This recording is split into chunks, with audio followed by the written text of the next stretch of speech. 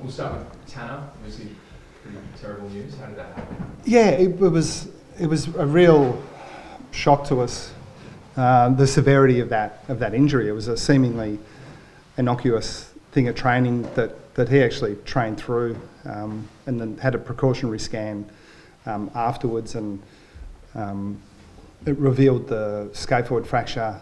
And it's one of those things where in the short term it feels really, really disappointing, but hopefully in the longer term, this is one of a few situations we have at the moment. I'd overlay Cam Guthrie's situation where he's going to miss probably the next 2 or 3 weeks, where if it works out okay for us through the qualification period, it'll give those guys a really good chance to come in fresh at the back end of the season and hopefully into a team that's playing well. So if ever you're going to get an injury in season, one where you can continue running almost seamlessly, and he'll be running within a week and a half, is the one you want. So trying to take the silver lining.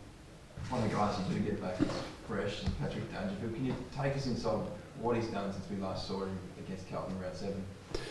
Yeah, so there's a bit of symmetry there, isn't it? Last time he played was against Carlton, and he's had a really, I won't say it's been a slow build-up, but it has been a long build-up to playing. He, in our mind, recovered from the hamstring injury pretty quickly, and the last half of his sort of time out from playing has been sort of built around his conditioning program and making sure that when he did come back that he was ready to perform really well. So I guess the question mark is, when a player's been out for a while, what their match conditioning's like. That's obviously hard to get when you're not playing, and touch and things like that. But in terms of his physical conditioning, he's in really good shape and has done a power of work. As sort of has been our policy a little bit, and again I referred to Cam Guthrie, it'll be similar with Tanner. It's likely that we would prioritise a little bit of extra training to make sure that those guys come in ready to perform. How have you used the last fortnight to reset and refresh? Yeah, I mean the bye has been a good opportunity for us on a number of fronts. We had some players, as I'm sure every club does, have had little niggling injuries that the extra week clearly helps with. Some other guys who we've taken the chance to get a little bit more work in, so it's been a bit individualised, and we always have always prioritised making sure that the players get a good break away from the place and come back refreshed. We feel like we've achieved that bit, but got some really good intense training in to give us a chance to play really well in the back half of the year. Would Ollie have played last week if he had a game, or was it a 2-week proposition? No, he would have played last week as well. So he's a good example of one of those players. Zach Tui's a little bit the same. There's a number of guys that, while they could have played last week, we think will be better for that extra week off.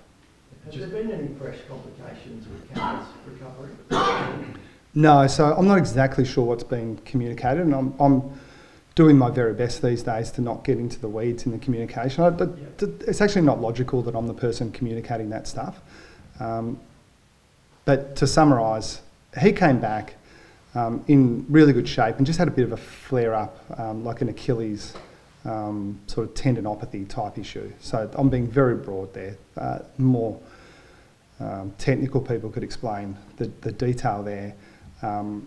So it's been a little bit slower than we'd hoped, but we're well and truly in a phase now where we're not interested in rushing him back because it's been a little bit annoying that it's been slower. It's more around making sure that he's conditioned overall, not just specifically around this Achilles rehab.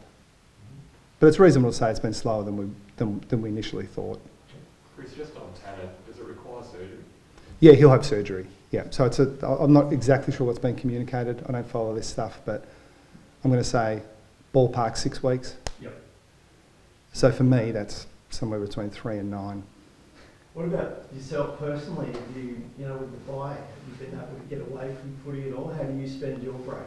Yeah, I have. I mean, I try to practice what I preach with our players. I don't think that... each to their own. Some people are real footy heads. And I really enjoy watching all the games, but that's kind of where my exposure to the footy world sort of ends these days. And even the break, I took it as an opportunity to sort of clear my head a little bit. And Got away or? yeah, I did, but I don't talk about my private life. So, yeah, I think it's suffice to say I was outside of Geelong, which is never a bad idea in June. But even then, like I think there's been a bit of talk around the AFL. There's a whole lot of discussion around sort of how the competition could evolve, and I think one of those things that's generally on the table is this idea of an industry shutdown throughout the middle of the year when the best holidays are the ones when everyone's away. You know, when the footy's still going, you can't be completely sort of switched off from it all. But to be honest, I reckon that's more media people complaining about their workload than anyone else. Would you be supportive of that? I mean, in the Bundesliga in Germany, they shut down for 3 or 4 weeks. Would you be supportive of seeing that happen in the AFL if it was just a week? I love the idea of talking about these things. Yeah, I think everyone who's looked at it logically would sort of come to the conclusion that this year's been a bit of a mess. So it will be different next year. There's no doubt about that. But yeah, I think in principle I'm supportive of it. But again, I think there's look, the reason the Christmas break is the best is because everyone's off. You can take a break in November, but it's not the same because stuff's still going on. Can I ask about James Riley? He's a name that's been spoken about a lot in Adelaide this week. Obviously, a lot going on around the Crows. How much of an impact has he had on your footy department this year since you brought him back? I've always been an admirer of Rails's work.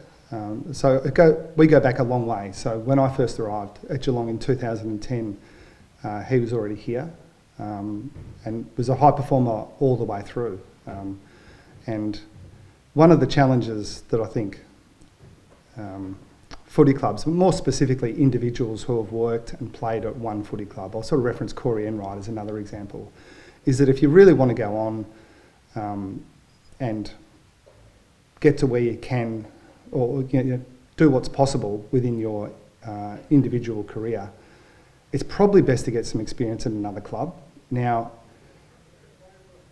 the challenge there is doing it voluntarily is a tough step. So we lost Rails through the COVID period, which I was really disappointed with, but it gave him and us the advantage of him sort of having that forced time away in a different environment. We think he's come back better for it, which is a credit to him, but it's also a credit to the Crows. Like he can't take all the credit. Like he clearly went there and learned some things that have made him a better coach. So I'm not across what's being said, but yeah, you won't find people speak in more glowing terms about him than me. Chris, the personnel for Carlton's slightly different to 8 weeks ago, but what else have you noticed different about Carlton you'll be keeping an eye on going into tomorrow?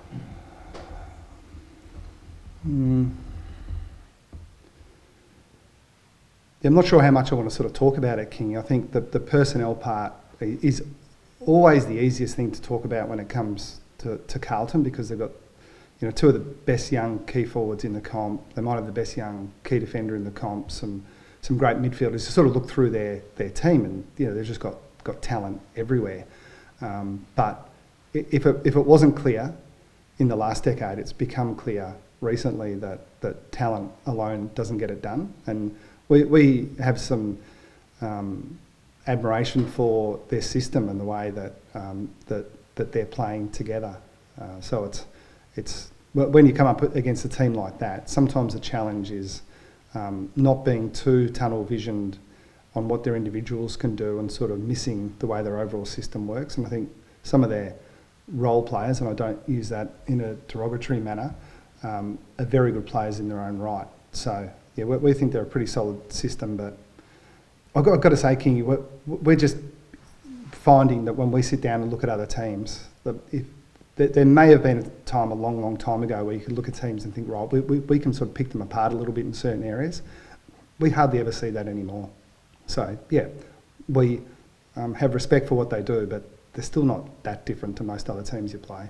They're all pretty good. Alex Chincotta is one of those role players. Are you expecting him to go to a Tom Stewart or more of a midfielder, given the roles he's done across the last 6 to 7 weeks? Yeah, well, hopefully the quandary for them is that, and it's exactly the same for us, I might add, in reverse, that if you go to one, there might be another few that get off the chain.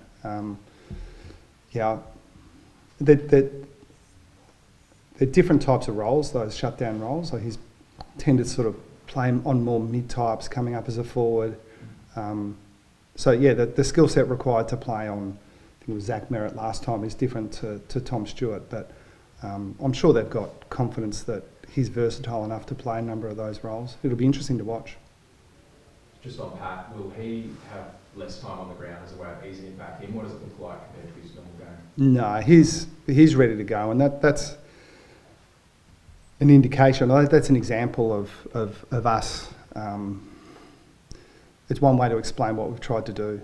We wanted to get him back so he can just play his normal role. The shackles are off. Your ruck situation this week, Chris. You did land in the lead and go with that, whether it's both or one or the other. Yeah, still thinking through it before we lodge the teams tonight. Obviously, with the Tanner thing happening at training, that's left a few balls in the air. So we're keeping our options open. Often things happen sort of late in the piece in the last 24 hours that leads you to sort of change your team.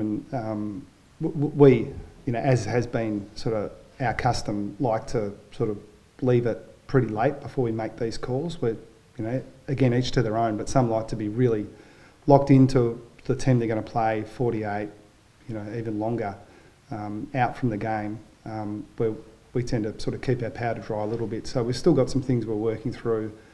But it's nice, with the exception of Tanner, nice to know that we've got some fit guys and got some options.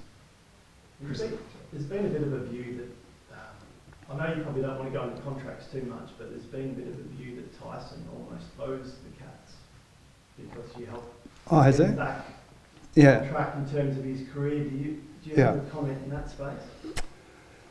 So, as always, I'm wary of talking about comments that I haven't sort of read or been across. But the way I tend to think about these things is it's not a competition. Like, how much do I owe Tom Hawkins for the position I'm in, as opposed to how much does he owe us for the opportunity we've given him? I think he probably wins that battle. Tyson's a little earlier in his career, but the part that I would stress is Tyson's done the work. Like, we gave him the opportunity, but that was kind of the opportunity to walk in the door. And I'd like to think that we've helped him, but we're not the sort of club that says, "Hey mate, you owe us because we gave you the opportunity." Tyson's.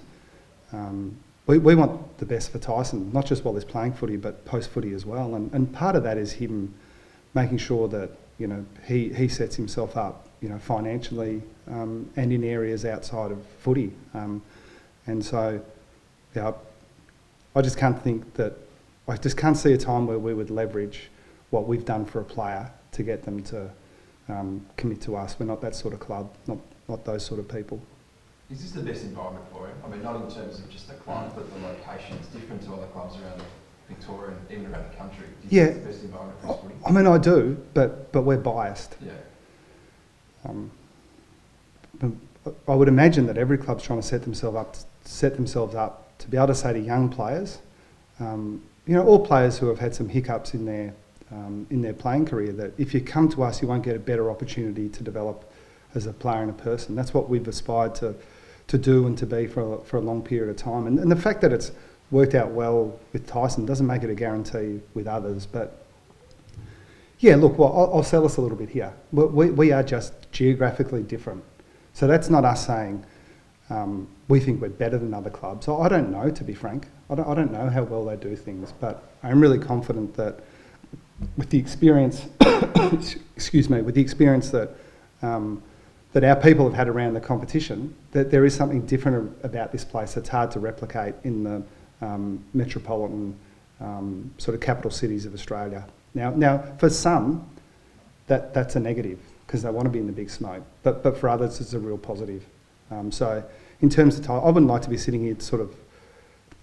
Again, I think it sort of sounds like you're trying to squeeze guys like Tyson a little bit. If you say, "Hey, mate, this is the best thing for you," like he's got to make that call, and we'll let the way we go about things speak for itself.